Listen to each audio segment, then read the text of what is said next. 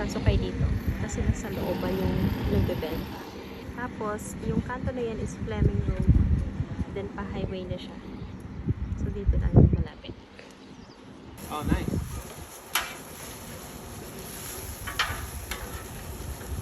Guys, ito yung nabili namin. Ramen for $12 and $22 for tacos. 3 pieces. And, Local family seafood. yeah. And included for a drink. Kaya Road or Street, doon namin nabili. So, kapag nakita niyo yung signage, just get inside. Hindi sila everyday nagbebenta, but if you could see the signage, just get inside and inquire, or you can support them. It's a family business, I guess.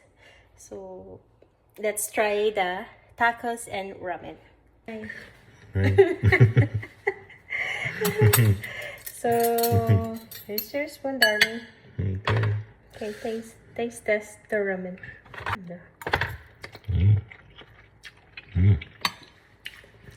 Good. Tastes good? Mm-hmm.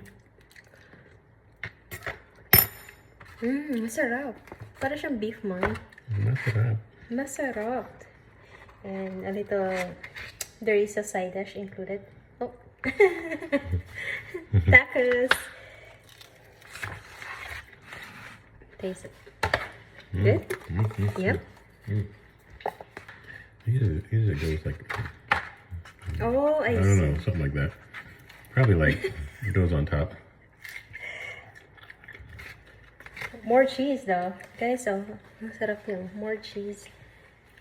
It looks like it's a beef or... Wow, masarap.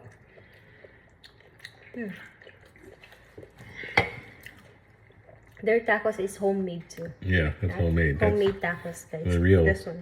Mexican, not American Mexican, but Mexican. Tastes good, guys. You try.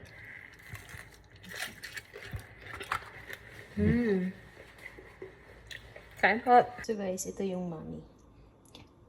Yan.